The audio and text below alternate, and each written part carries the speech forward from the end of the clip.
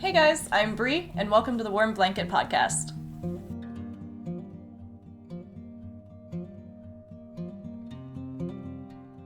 Hello and welcome to another episode of the Warm Blanket Podcast, where we embark on a journey to see what makes us feel good about Star Trek, where our love comes from, and what it means for us. In short, what is our warm blanket?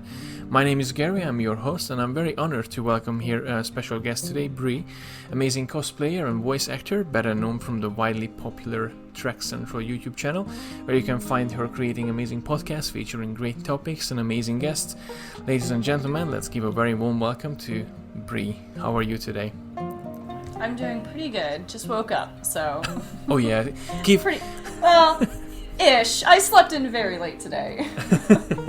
Well, that's something that I always forget when I'm doing this podcast, that sometimes there's a time difference between myself and whoever I'm interviewing at the moment.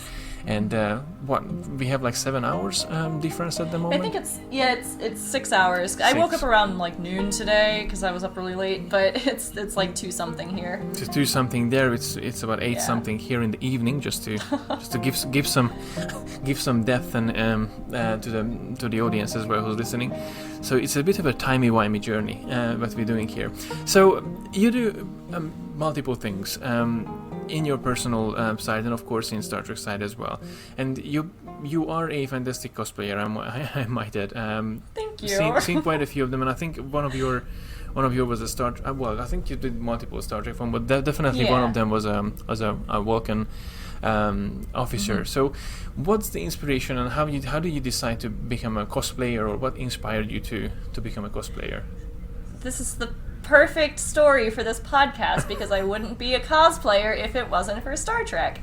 My very first cosplay was actually a store-bought original series red shirt cosplay, and I bought it so I could go to a convention in Reno, Nevada, where they were having some Star Trek guest stars. I think it was William Shatner and Walter Cohen. I can never pronounce his last name. Neither do I. I just that say one. Koenig Yeah, or Keeney. I say it 1,000 different ways, but they had a few Star Trek guests. So, and I'd never been to a convention of any kind before, let alone cosplayed. So I went and bought just a regular costume, like red shirt costume. It wasn't even accurate. And I went to a convention. I was like, wow, this is a lot of fun. I had a lot of people compliment it, even though I didn't feel like, it was anything special. Because again, like most people when they first start cosplaying, they're a little bit insecure about it. At least I was. But after I did that, I was like, that was so much fun. I should really do this more. So I think my next big cosplay was also a Star Trek cosplay. It was a Orion slave girl, and one of my friends went as an Orion slave trader. It was a lot of fun. That was a lot of work. I think I made the cosplay like 48 hours before the convention actually was. So I'm like this. I'm terrible about making cosplays in a good amount of time. I always wait till it's the last second. And that was also my first time doing body paint, so I have improved a lot since that day. But I really wouldn't be a cosplayer if I hadn't been a Star Trek fan first. That must have been quite a challenge to get, because Orions are like all green. Like, I cannot imagine how careful you had to be, like not to stick any paint into anything. Yeah, I've made the decision I'll probably never do that cosplay again unless I go to like Star Trek Las Vegas, just because of the sheer amount of effort that goes into it. Because I mean they don't wear much clothing, so when I say I am like 90% paint, I am 90% paint. It is impossible to do it alone. I have to have a friend help me, and of course now that I have the correct, I know what body paint to use now. I think when I first did it, I used it was like an already liquid body paint, and I've now learned that is a terrible decision. And you should always use water activated, so that you add water as you need it, and then it dries much better and smoother. So I've made that decision to never go back to that. And if I do that cosplay again, it's only going to be for like a very large event, like San Diego Comic-Con or Star Trek Las Vegas or something like that. The only exception to that rule is I was thinking about doing a Ensign Tendi cosplay from Lower Decks, because it would only require my hands and face be painted, which is a heck of a lot more convenient. Yeah, I can imagine that. It can be quite challenging. It does make me wonder, though. Is there any Star Trek race or anything that you would like to add to your repertoire? Absolutely. I've been wanting to cosplay an Andorian for so long, I can't even think about, like, a time. I think it was probably... I would say even all the way back, because the first Star Trek I ever watched was the original series, and they show up on an episode there, and I'm like, that's a really cool, alien design. It's very, at least in comparison to the other aliens that are in the original series, it actually, was noticeable. I was like, okay, wow, that's, something people would actually recognize. And then as I kept watching Star Trek, and I saw that they showed up more, I'm like, okay, I really, really want to do an Andorian cosplay. In fact, I have a Star Trek Online character that's an Andorian. I just really like their character design a lot. Is there any, have you tried these prosthetics as well? Like, like putting up a Ferengi ears or some Klingon foreheads or even a Bajoran nose? I actually have Kira Nerissa's earring because I was planning on doing a Kira cosplay while my hair is still short. However, I don't have any idea how to start prosthetics. There's a place in town that caters to cosplayers and theater nerds like myself, who they give lessons for prosthetics and stuff like that. So I'm considering going to maybe one of those prosthetic classes and learning the ins and outs. The Bajoran nose is very easy to do. So I'm pretty sure all I would really need would be sculpting clay and learn how to actually correctly get it to stay. But that's definitely the first thing I'm going to do when it comes to prosthetics, so that I can get a feel for what it's like to work with prosthetics before I take the step to, doing something like a whole Klingon cosplay or something like that. The thing with the Andorians is I could probably get away with doing a headband built into the wig, which is what I've done for other characters. But I also really want to make them, animatronic in some way too, because I think that'd be really cool. Yeah, I did see some footages when they did I think it was in the Enterprise era, of course, when they started playing around with the Andorians and a bit more realistically. And I think they did have some like remote controls or something that they've been using for the Andorians, just to give that sinister antenna movements in there. Yeah, I'd have to buy a Raspberry Pi and figure out how to actually code to do the correct movement. So I'd have to, bring in some friends for that one. I have no idea how to code. Or just have it in every randomly, just every 5 minutes. Yeah, something, just shake my head a few times. What's going up there? So yeah, I can totally see and feel that Star Trek is being there for a long time. It does feel like that way. So I wonder how did you get into Star Trek, or when did you get into Star Trek? What was your first influential moment that you embraced? Buckle up, viewers, you're in for an emotional ride. Oh my.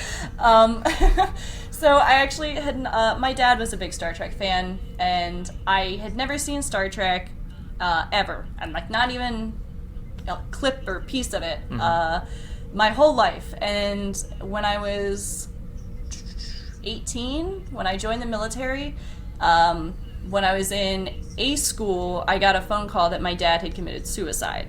And so it was just, obviously that's a really traumatic moment in someone's life. So in the coming months, I was starting to how can I feel closer to my dad now that he's not here? How can I, feel connected to some way?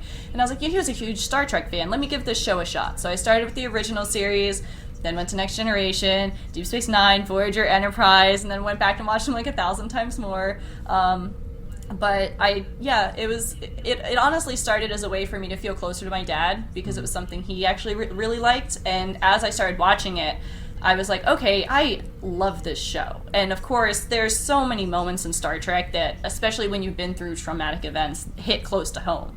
I remember specifically the 2 episodes that hit me the hardest when I was watching the first time through after losing my dad. One was the Miles O'Brien episode. What is it called? Where he serves fake jail time for it's a few hours, but to him it felt like 20 years. Oh yeah, I remember that. I don't know the episode title either. But yeah, but so towards the end of the episode, he's so close to taking his own life, and that episode hit hard because I was like, it hits close. So he didn't have anyone there to stop him. There was no Julian there, and so that one hit hard. And the other one that hit hard when I was watching the first time through was when oh man, what's his name? Why can't I think of it? Oh man, Enterprise. I'm so bad with Enterprise names sometimes, but shoot. Mayweather, thank you. Oh my gosh, I don't know why it took me so long to figure that out. Yeah, when Mayweather found out that his dad had passed away, and he took that really badly, like his reaction to that was very similar to my reaction, where he just kind of separated himself from everyone, really sad, didn't really want to talk to anyone, not, you know, and not so, you know, it wasn't a heartbreaking episode, it was just an episode where if you've been through losing a parent, you know what that feels like. And, you know, him going back and talking to his family and friends and them all, you know, being like, you know, why weren't you here, this and that, and they not realizing that by saying that it can be taken, you know, as, you know, why weren't you here kind of thing. So both those episodes when watching really were probably the nail in the coffin for, okay, Trek is just amazing. Like it tells so many stories for so many people, and anyone who's been through, and it doesn't just have to be a suicide, like anyone who's been through any kind of event, you can find a story in Star Trek that's for you. You know, PTSD, there's a story for you. Sexual assault, there's a story for you. Are you LGBTQ? There's a story for you. And I really like that about Star Trek, that you can always find something to relate to in the series. And I don't know, it's just, it really drew me in, and I just became addicted to it. I just couldn't stop watching. I've seen every series maybe like 3 or 4 times now. Wow. Well, I hope, and I really hope that, you know, the question, even though it's very good to know that, you know, Star Trek comforted you for so long, but I hope it didn't bring back any negative emotions. I'm feeling a bit under the weather now. Yeah. After that, I'm so sorry. No. This is something I even though I done a fair amount of talk to other people, and this is something that even though for me it's hard to cope, and I'm sorry, honestly, I'm really sorry to that you had to go through this, and I'm glad that Star Trek was there. Gosh, okay. Okay. I'm sorry. Now I feel terrible. No, don't. Honestly, yeah. It's fine. It's all part of the experience, and yeah. I'm honestly, I'm glad that you opened up and shared this with me and my audience as well, and so obviously in this situation, in this case, I don't even have to ask how, because that normally follows a question. How did Star Trek influence your life? But I can totally feel that and I see that now, that it has an enormous part in your life, and that's never gonna go away. And the good thing is, you know, even though I did, you know, gravitate towards Star Trek for a somewhat, you know, sad reason, the more I watched it, the more it gave me hope, you know, because again, I've also suffered from depression, and I've had really negative thoughts, and going and watching Star Trek and seeing that, you know, these are stories that a lot of people can relate to. It's not just you, it's not just, you know, it's something that hits home to a lot of people, and there's also a lot of really positive episodes. That's the thing, is, you know, for every sad episode that hits really close to home, there's 20 or 30 episodes that are just really good, fun sci-fi romps. Yes. And so, you know, it's obviously, you know, those episodes stick out in my mind because they are, you know, relatable, but I can also, you know, all the fun ones stick out in my mind too. It's just one of those, it's a balance, and that's what I like about Star Trek, is it's got its sad moments and it's got its really happy moments. And so, you know, if you want to feel emotional, you go watch something like The Visitor or Far Beyond the Stars or something like that.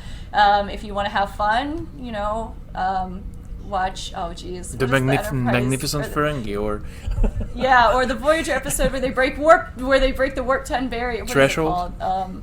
Threshold, thank you. Like, you know, where you really just want to laugh. You can just go and watch these absolutely wild episodes. You know, now that you mentioned Threshold, I kind of thinking if they originally meant threshold, or no. Okay, but I'm joking. But so it does make me feel feel the need to ask the question, because there are obviously for many people has a many different answer for this question. But what is the one series that would you say that closer to your heart than?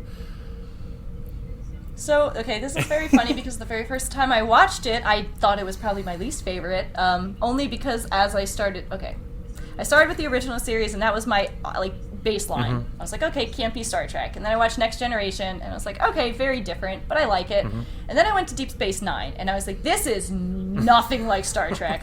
What is this? And I made it like a season in, and I was talking to some people that watch Star Trek, and they were like, yeah, no, you should really keep up with it. I think you're going to change your mind. And I kept watching it, and I was like, okay, I really like this. And I finished it, and I liked it. I wouldn't have called it my favorite at the time. But after watching every other Star Trek series, and then going back and watching all of them again, Deep Space Nine's the one I not only like the most, but come back to the most. It has the best story to me. It has the most emotional episodes. There's some of the best characters. There's character arcs. The acting is phenomenal. I can't say anything negative about Deep Space Nine, genuinely. It is, to me, peak Star Trek. So that is always going to be my go-to for, perfect Star Trek. For me, is Deep Space Nine. That's crazy. And obviously there's no wrong or no wrong or right answer with this, because everyone loves Star Trek for different reasons. And Exactly.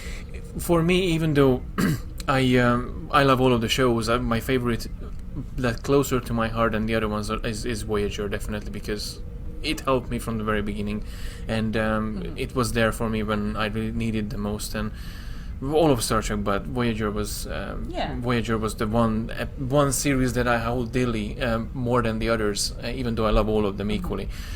And I'm just just mumbling now. Come on, get yourself together, Gary. I'm sorry. I threw you off with my sad story. No, it's fine. I'll get back to myself. I'm like a Reginald Barkley. I always, and if I have to choose my spirit animal, I would be Reginald Barkley, because I can be awkward sometimes, even though I'm evolving as well. But I can be awkward sometimes. And there's definitely a Reg in me. So. I think everyone has a little bit of Reg. He's also one of the characters I found myself relating to the most. I couldn't pinpoint why, but when I was in the military, I think honestly for me it was that when I was in the military I also struggled with not like showing up on time, but just like being there. Not, physically, but like mentally, because I was going through a lot, and people from the outside would see that as, oh, she doesn't care, or she's not trying, or she's, like what they say with Barkley, like he doesn't care, he's not trying, he's just, like a fuck up. And it's there's reasons behind why people act the way they do. Everyone's got a story that leads up to that, and for me, I was struggling because I had been through something. So I wasn't all there trying. I was trying, but there was a part of me that just couldn't emotionally keep up with being in the military at the time, because I lost a parent. So I loved Reg because everything about him was like, oh, this is me. I am Reginald Barkley. Like, I relate to this man so much.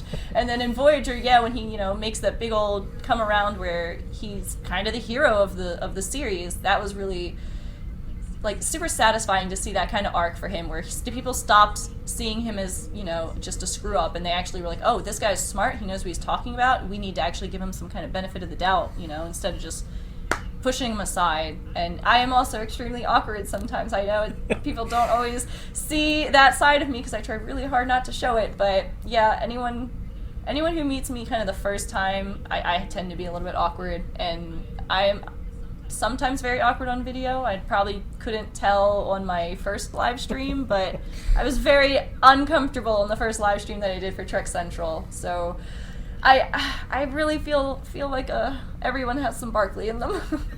Which is actually a really good change in terms of topic. I wanted to ask you about how did you, and hope this is not a big secret or top secret information that I have to get the Tashiar knocking in my door later on, but how did you get involved with Trek Central, and how did this whole podcasting came into life?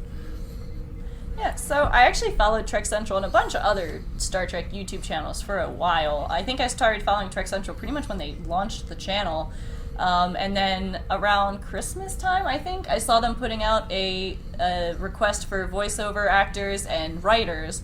And even though I am a writer, I don't necessarily want to write. I write for science. Like I have to write science literature, not published literature, but I'm an environmental science major, so I do write a lot, and it's usually very, academic style papers. So my my vernacular for writing those two completely different styles of writing would probably make it that I'm not a great writer for like a Star Trek channel. But the voiceover I was much more comfortable with because I've done acting for most of my life, since I think middle school. So for me, that was just easier. I didn't necessarily have to be in front of a camera. That was, at least when I first started, Jack was like, hey, you don't have to be in front of the camera, although that's something that might happen in the future. We're looking for some voiceover acting. And I'm like, yeah, sure, I'll do that. And then they were like, hey, do you want to do live streams? I was like, sure, let's do that too. And so now I just do live streams, and I once in a while will do voiceovers now, but I pretty much just do live streams now. I did wanted to ask. I did peek into the last one that you did with Gatwosk and EC Henry. You were the only one who was in the camera. Wasn't there intimidating? I mean, that happens sometimes. I know Nick was saying that technical difficulties can occur, but yeah. Kat's actually he's military. He's being bounced around hotels right now because duty station changes are very difficult with the whole COVID-19 happening. So he does not have the internet power to run it from his end with camera. So I had to run it on my end, and I had to have a thing for 3 people, but then I couldn't fit it in nice enough without it like looking really janky, and I was like, we're 20 minutes late already, screw it, we're just going live. So but sometimes guests don't feel comfortable having video or don't have access to a camera, and so that's fine. I don't mind if I'm just talking to nothing on screen. But no, it's all fun, and of course it's good. I mean, I did see a few of them that you interviewed quite a few people, and you had some really good chats. You're the one who comes up with the topic ideas, or it is something coming from the head office? It's usually me. I kind of base that off of whoever is the guest. So for someone like when I had Steve Shives on, we're both enormous Deep Space Nine fans. Like, he's the one if I were to think of someone who is a Star Trek YouTuber that is a huge Deep Space Nine fan, the very first person that comes to my mind is Steve. So for that, I was like, okay, our topic's Deep Space Nine, no questions. E.C. Henry always puts out information about starships, so for him, starships, it was a perfect topic. I'm trying to think of some of the other topics. T-Trekking. I mean, obviously, when new shows come, when a new season is announced or a new show's announced, that's obviously going to be the topic. No, any other topic is scrapped if a new show is announced. So we usually have to move things around. Like, I think E.C. Henry was supposed to be 2 weeks ago, but then Lower Decks trailer got released, so then we had to move.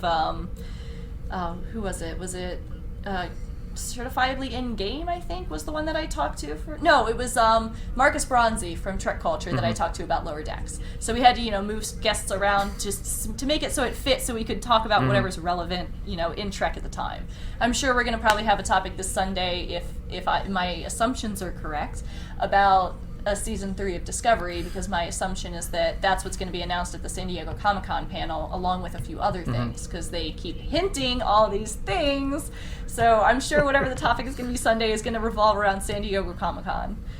Yeah, it is a busy time of year, even though we have this whole global pandemic going on. But what happens in Star Trek, just in sitting in DS9 in a space dock, let's say, because pretty much we're staying in DS9 at the moment. That's what we're playing, and we're waiting for something to come through the wormhole as a sort of news through Twitter and internet, which is an amazing thing to have and experience. We're not roaming through the galaxy like before.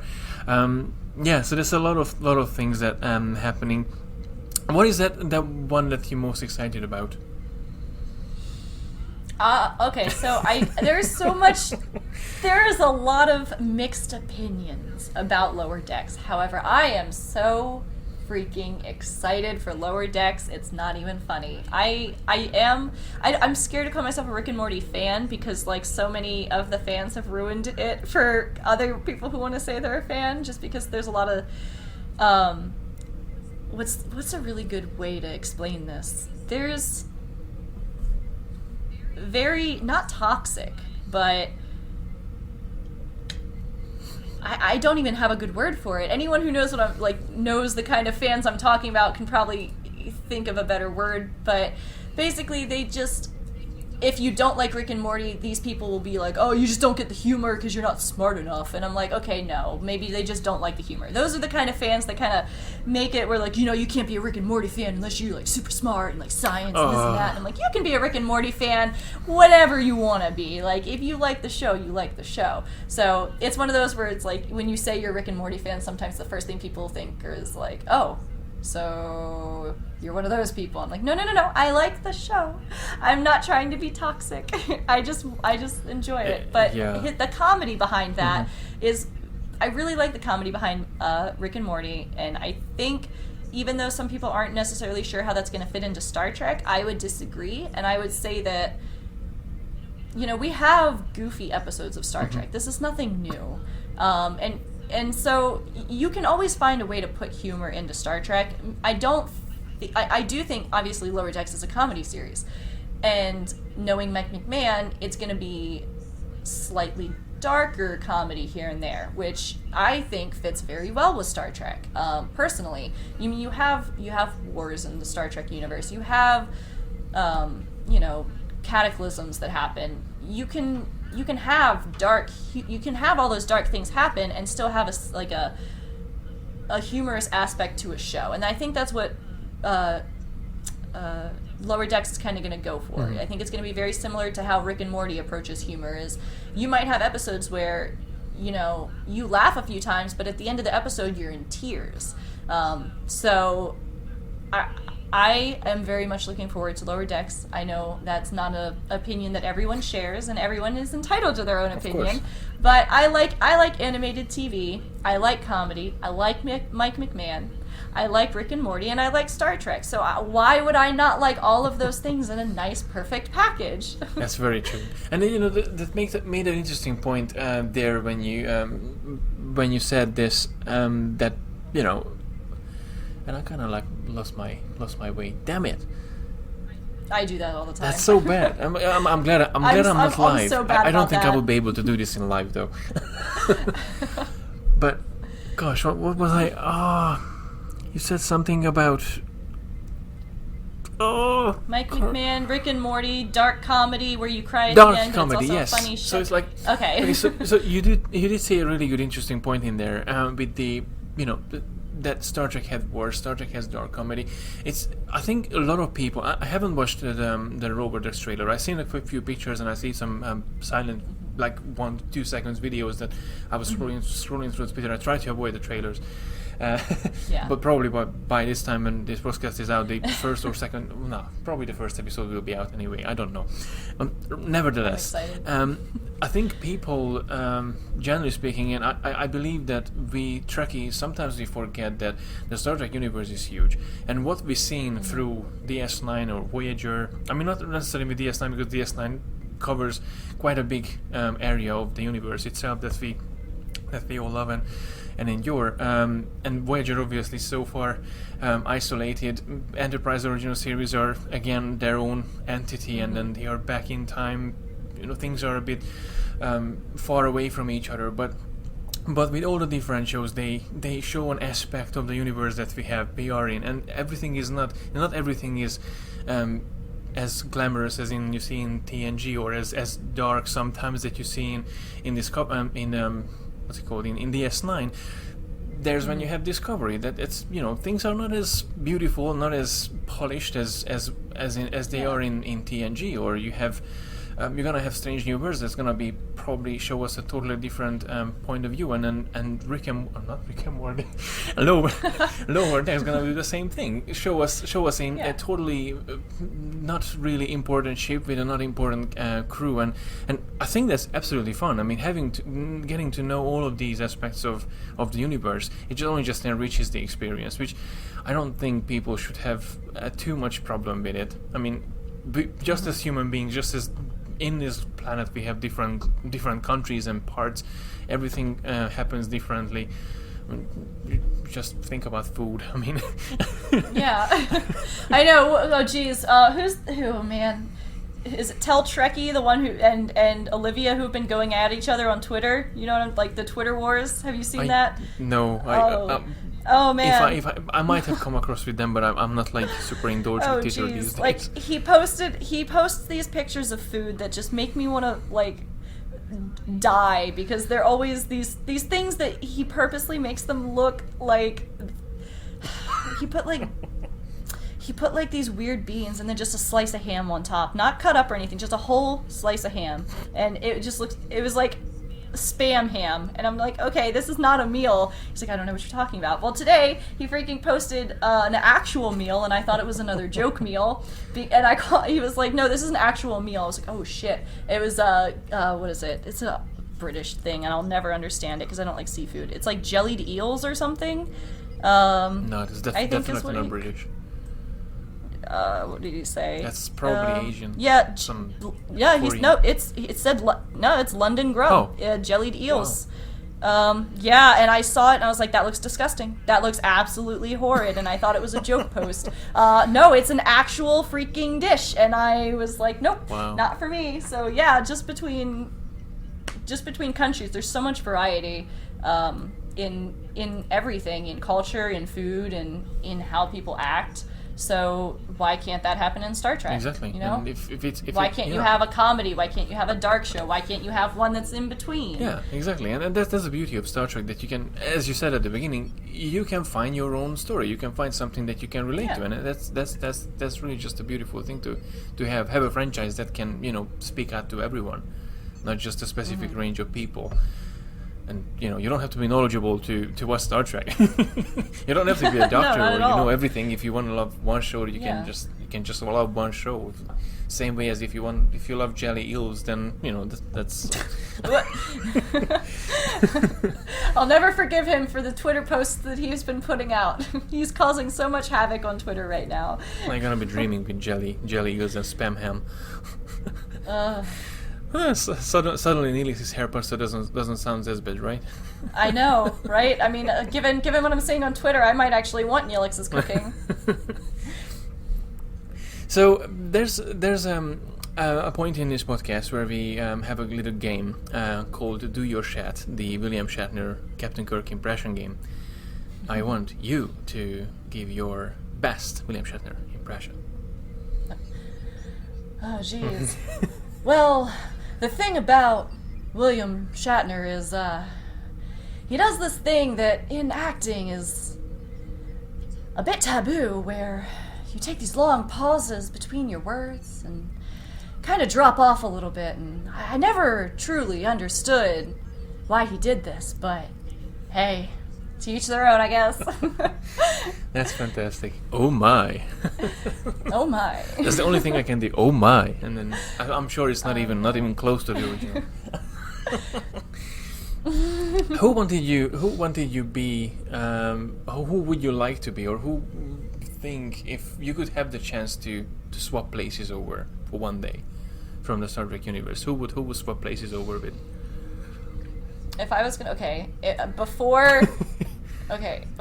if you've seen Deep Space Nine, if you haven't seen Deep Space Nine, I apologize for the heavy spoiler. I'm thinking for the viewers, if they haven't seen Deep Space Nine, cover your ears for a few seconds. But yeah, if I would want to switch places with Jadzia before, you know, if they weren't gonna kill her, I would want to switch places with Jadzia Dax. She's the character I always found myself relating to the most. Although now that 7 of 9 has a bit more character development in Picard, I definitely relate to her more. Not that I'd want to switch places with her, because, you know, that's not, you know, she's been through a lot. I relate to her, not that I'd want to swap places with her. But Jadzia Dax, outside of, you know, being terribly murdered in a horrible way that should not have happened, she's the character that I would have liked to, you know, switch places with. I really like her. I like her character. She's super smart. She's charming. She's beautiful. I don't know. She's just, to me, she's like the perfect Star Trek character. At least the perfect female Star Trek character. She's she's a badass. Kira too. Kira's an absolute badass too. Both of them are all, and I think that's why they're such good friends. They're both such bad bitches, and that's what I like in Star Trek. I like when they put female characters in really powerful positions. And I think that's one of the reasons that I was more drawn to Deep Space Nine as opposed to anything before that. Because, I mean, original series, you have Uhura and you have Nurse Chapel, but that's it. I mean, they don't really do anything. And in Next Generation, you have Counselor Troy, but again, you question why. She doesn't really do much, really, outside of, I sense they're lying. I'm like, really? I also sensed that they were lying, and I'm not an empath, so I don't know about that one. I like when they went into Deep Space Nine, and they put these characters that are female characters that either are absolute kick-ass, like, fucking defend my planet kick-ass, or they're freaking genius kick-ass. I mean, Jadzia, before even getting joined as a symbiont, you know, she said, you know, I earned, what was it, like 3 degrees or something, like 3 separate degrees in like astrophysics and physics and biology and all this other stuff before even joining with the symbiont. Yeah. So, you know, she's super intelligent, and she's a badass, and everything about her just screams perfect character to me.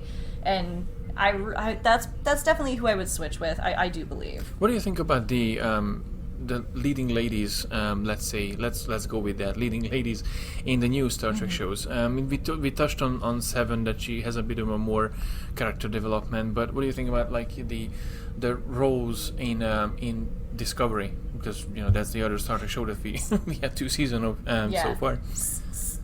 I do get a little defensive about Discovery, especially when people are making YouTube videos about how, you know, Burnham's a Mary Sue, and I'm like, she's actually not. Like, if you look up what a Mary Sue is, she does not fit that category. A Mary Sue is someone who has all these abilities with no reason to have them, you know, and, you know, I'm trying to think of a good example. So say I have never picked up a bow and arrow in my life, but yet when I pick up a bow and arrow, my first shot and every shot afterwards is going to be a bullseye. You know, I'm just born perfect marksman. Like, that's not what happens in real life. That would be considered a Mary Sue situation. With Burnham, I don't see that at all. She went to a freaking prestigious Vulcan Science Academy. She knows so much. She was raised by a Vulcan diplomat. She's got very important family members. She's not done, everything she's done is not perfect. You know, she's not a perfect character. It doesn't, you know, she doesn't qualify as a Mary Sue in just about every way, but people love to talk about how she's, you know, an unbelievable character. To me, I don't see that. I see her as a character who has fucked up a lot. I hope we can cuss one here. Who's messed up a lot, and you know, she deals with that in her own way, either by taking the knowledge that she gained through years of studying at the Science Academy or from her personal experience in life. And I like Burnham. I think Burnham's an amazing character, and I do get a little defensive when people call her, like, a lot of the hate towards Discovery, if you trace it back, it almost always comes back to Burnham. It's not fair to that character, because in my opinion, she's, you know, a great character. Whether people, you know, don't see it that way, that's, you know, that's your opinion. But from an outsider's perspective, having not, because I went into Discovery not watching any of the people's opinions going into it. It wasn't until after I watched it that I went back and saw people's opinions, because I didn't want to taint my own view of it. And after going and watching it on my own and seeing these people's opinions, I don't know, I can't see where they're getting their information from. And I really like having a Star Trek show where, again, a badass female is in the leading role. Even if she's not the captain, she's not, you know, she's not like the superior. It's not like with Janeway, where she's the superior officer, and so, you know, that by default she's going to be, you know, the most powerful woman on the show. Burnham has been through a lot. She's not top of the chain of command. She's fought her way to get to where she is, and I'm really excited for season 3, because in my opinion, I see it as, now that they're outside of the time that we know in Star Trek, we're going to really get to see these characters at more, like, flourish more. and really come into their character as a whole. I think we're probably going to see more about Burnham in season 3 that we, wouldn't have known or expected from previous seasons. Either I'm assuming we're going to run into maybe some family story, maybe some more background as to why she is the way she is. But all in all, I love the character. I love what they did with her. I love when Star Trek has a leading female actress, and I don't know. That's another reason I'm so excited for Strange New Worlds, is they've got number 1 coming back, and I just love that character so much. I'm extremely excited for all of these shows that are coming out and all the seasons that are coming out. It's a really good time to be a Star Trek fan. That's very true. It's like almost like living in a second golden age of Star Trek, for sure. Exactly. It's definitely interesting because for me, I never really faved Discovery, but not because of I never really paid attention to all of these silly shenanigans that have been going on for hate side. I mean, if I didn't like the episode, didn't like the show that much, it's because of the writing. The story didn't come through to me, but the characters and the actresses and the actors, they did a fantastic job portraying their character, and there was never a question in me either. It is. I can definitely see that, like, in a point of myself that obviously I didn't give a crap about, and excuse my French here as well, but I didn't really give a damn about how how these roles were like important. I mean, I'm sure it was important, and I'm aware that it's important for people, and just as Barclay being there was important to me, Burnham being important to be in the show, and that's totally fine and it's beautiful. And I have never had an issue with that. But having people being dissing about this, and even with Lower Decks, and just watching a trailer like, which again, I said, as I mentioned a few times, I had never watched. I'm just gonna wait for the real deal. It's immature to judge something by watch it one or two times, try to understand what's going on there. And it's not necessarily the character, it might be the writing, or it might be just you didn't resonate with you in that level. And that's exactly. But that's true with every Star Trek. I mean, and I'm not going to say Discovery is perfect. It's definitely not my favorite Star Trek. It's a good Star Trek. It's just not, it's not in my top 3 personally. It doesn't mean I don't like exactly. it. I really, really, really like it. But, I'll say, season 1, in my opinion, was weaker. Season 2 was great. I loved season 2. I liked season 1 when they went to the Mirror Universe. But before that, I was very like, it's a good show, but I didn't get drawn in until the Mirror Universe. And then after that, I was like, okay, I really like this show now. But I don't think it breaks my top 3, but that is not a disservice to the show. I am extremely, in love with select Star Treks. So, Deep Space Nine is always going to be my favorite. I am surprisingly into Enterprise. I know a lot of people don't like Enterprise, but it is one of my favorites. I would say it's probably number 3. And I want to put probably Next Generation in number 2. But I know a lot of people don't like Enterprise, but I really like it. It's my guilty pleasure Star Trek. It's good. I mean, I used to joke with the fact that if I have to rank my Star Trek shows, second would be Discovery and Discovery, and probably the Kelvin movies, and the first everything else that came before in the same level. Yeah, I'm pretty sure Discovery is probably my 4th. I know you, and here's the thing, when I say I rank my Star Trek shows, when I tell people like what one's at the bottom of my list, that doesn't mean it's a bad Star Trek. It means that of all the Star Treks, it just is so ever so slightly like, I love all Star Trek, but in my personal opinion, Voyager is probably I say least favorite, but I don't want to say that because I love Voyager. Like, I love that show. But if it was like gun to my head, I had to rank them, Voyager would probably be pretty low, and I don't know why. I really don't. I think one of my reasons is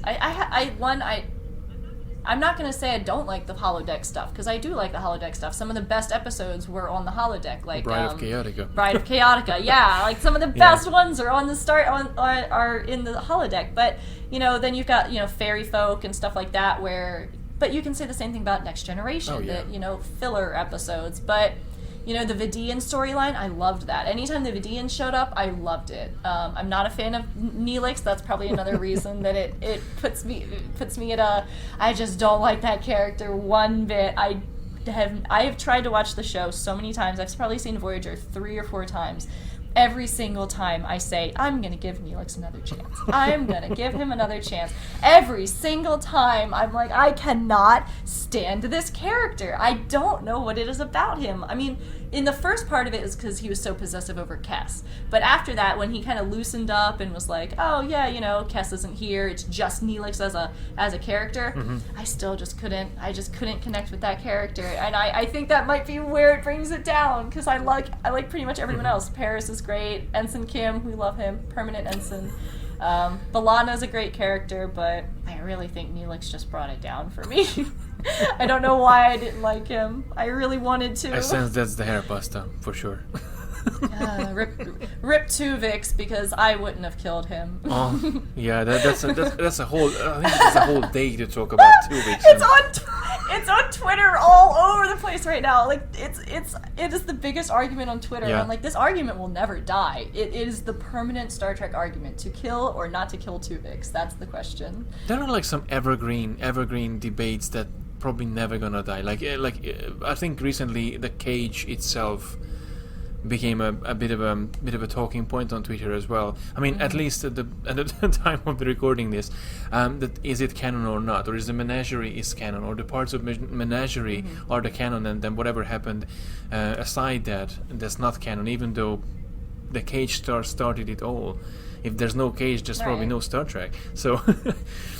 Yeah, and I'm definitely in the camp that the cage is canon. Not only did they bring it back in Discovery and really cement that it was canon, but I mean, anyone who says Spock doesn't, has no emotion or doesn't smile, you've obviously never seen the original series.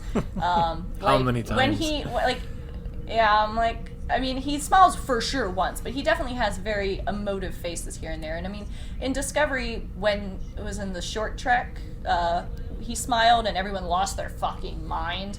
And I was just like, this is I think the 3rd time now he's smiled. Y'all act like this is the first time. He's it's a half human. He's entitled I'm to like, it. yeah, he's half human, guys. Like, chill out. He's only half Vulcan. He is trying his damnedest. That's true. So okay, so we have touched a lot on everything. Actually, the podcast went a bit of a different direction that I originally thought, but that's the beauty of it. I actually sometimes I do love when it goes to a different direction, and we enjoy it a bit more than how I imagined in my head, which is not as polished sometimes. So after all of this shenanigans and everything that you know about Star Trek, when it's like a random day, and I ask this from everyone, when it's a random day and you're doing your, I don't know, you shopping and you have no idea about, you don't think about Star Trek, but someone says or shouts from the very back of the store saying Star Trek, what is the first thing that comes to your mind?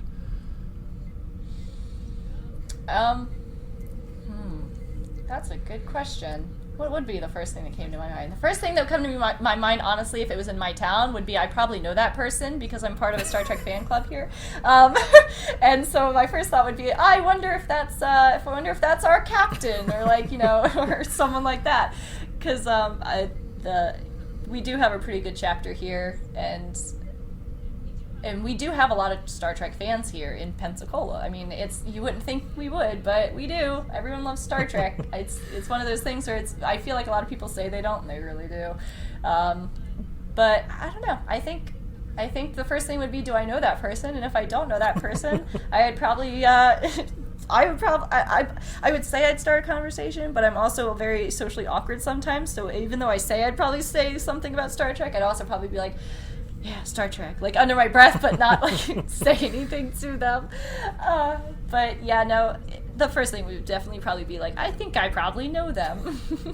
It is definitely a good thing that when you know that someone says oh yes, I've seen the episode, or that's the one with Captain Kirk, you instantly instant friends, yeah. Let's talk. Wait, Kirk, what? Yeah, really? You know that? It's you've shown this one and that one, and Oh yeah, that's like shields are down already. I absolutely love when I run into someone who I didn't know they watched Star Trek, and then they'll mention it, and I'm like, "Wait, you watch Star Trek?" And it's like game over. We're friends. Like I don't have to know anything. We're great friends now. Oh gosh, I remember when we were living in a small village, and our neighbor we became acquainted quite well at the end. But it's funny. I never knew, and I was younger. I was like 10 or even. No, I was about 15, 16, and I remember, and he was an older gentleman, and I usually, it wasn't a formal relation in terms of addressing each other. I mean, at least from myself, and he was like, "Oh yeah, I watched Voyager last day. It was really good. The episode I watched." And it's like, and I instantly like. You like Voyager? You like Star Trek? And we ended up a couple of weeks later. We ended up watching, I think, Nemesis together. It was nice. Crazy. And then we're living next to each other for I don't know how many years now. And then you're just telling me that you know Star Trek. It's funny. Yeah, one of my favorite things is getting my own friends into Star Trek who have never seen it. And I'm so successful in it. My best friend, who a lot of times you guys, anyone who follows my stuff, I say I have a brother. He's not my blood brother. He's basically my adopted brother. But I'll say my brother. He's really my best friend. I got him into Star Trek, and it was so satisfying to watch him really start getting into Star Trek. I introduced him to Discovery. We watched all of Discovery because I was like, okay, knowing my brother, that's an episode that that's a series he's gonna really get behind. Then he went back and watched Next Generation, really liked it. Then we watched Picard every night, every week when it came out. He'd come over at I think it comes out 2 something our time. So he'd come over at 12 or 1 a.m. and we'd just be fucking dead tired trying to watch this episode. Yeah, it's a great trying so hard to stay awake, but and then oh man, what is he getting into? I think he's still watching Next Generation. I started introducing him to Enterprise, and I hate that he likes the song because I hate the freaking intro song so much, and he makes me fucking watch it every time. He won't let me skip it. He's like, I'll go to skip it. He's like, no, please let me skip this episode. No, if you skip the intro for this one, we have to watch the next 3. And I'm like, I hate it here. So, but it's just really nice to get, to see my friends start falling in love with it, because now his roommate, who's a really good friend of mine, is also getting into Star Trek, and he's now watched all of Next Generation. He's watching Enterprise. I don't know if they've seen, I think he's seen a few episodes of the original series, and he hasn't seen Discovery, but he has seen all of Picard. But it's just so funny because before Picard aired, none of them really watched Star Trek. But when Picard was announced, I was just, binging all my Star Trek all over again, and I was like, hey, you guys should come over and watch some too. And lo and behold, they fell in love with it. That's awesome.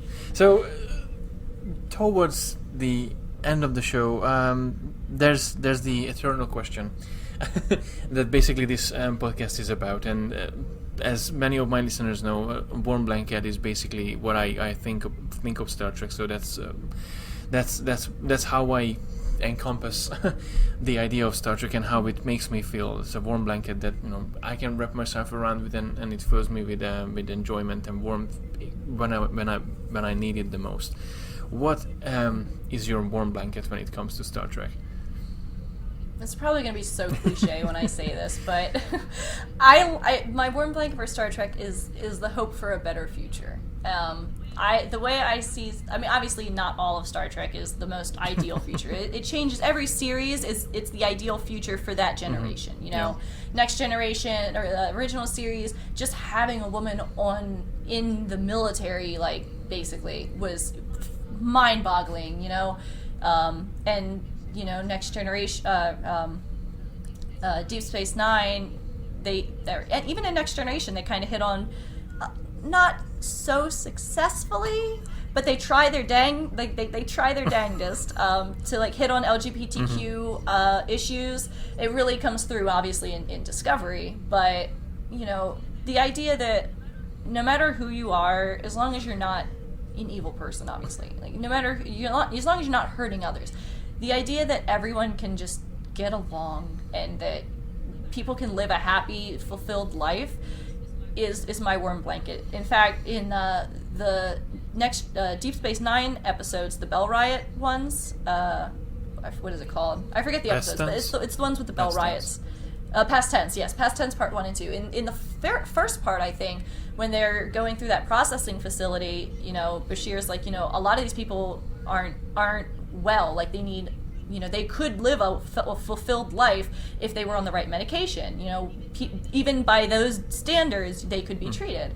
But they were ignored. And, in the future of Star Trek, everyone has equal chance to live a fulfilled life. Everyone's on equal footing, and that's what I would hope we can work towards as a planet, and it's what I dream to happen. And to me, that's the warm blanket for me for Star Trek, is watching a show where I can just say, wow, imagine if it was like that in real life. Imagine a future where this was the case. Imagine a future where everyone was equal and no one, was discriminated against for race, for ethnicity, for sexual orientation, for any of that. So, or even financially, because they say there's no money. they say there's no money, but I mean you've got Federation credits, you've got Latinum, but your needs can be met. Like the needs are met, no one's suffering, and that's my warm blanket in Star Trek, is the idea that possibly maybe one day in the future that could be a reality. Which is, yes, definitely something that we can really hope for. Mm-hmm. It's crazy how the world goes by, and the ideas are still, even after 50 plus years, still so relevant. And I think probably not in my lifetime, but maybe my great grandchildren's they will probably get something very close to that what we see today in the TV, just as an idea. And it would be really nice to actually live up to the day when we can say that, hey, yes, we made it. This is the beginning of, just as Picard said in First Contact, that like, I envy you because they can take those steps towards me, and just another beautiful. Well, this was amazing. I thank you very much for your time and that you shared with me and then with my audience, obviously. It was great to get to know you more, and just to talk about Star Trek. And it was a bit teary as you mentioned at the beginning. I'm sorry. It's all good. It's all good. I have to learn coping with those as well. I mean, obviously not every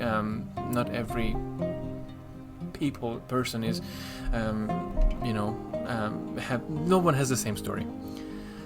Exactly. To go with that. And I'm honestly glad that you shared your story. And before we sign off, where people can connect you with and how they can find you if they want to connect with you, and where they can support your work or how they can support you.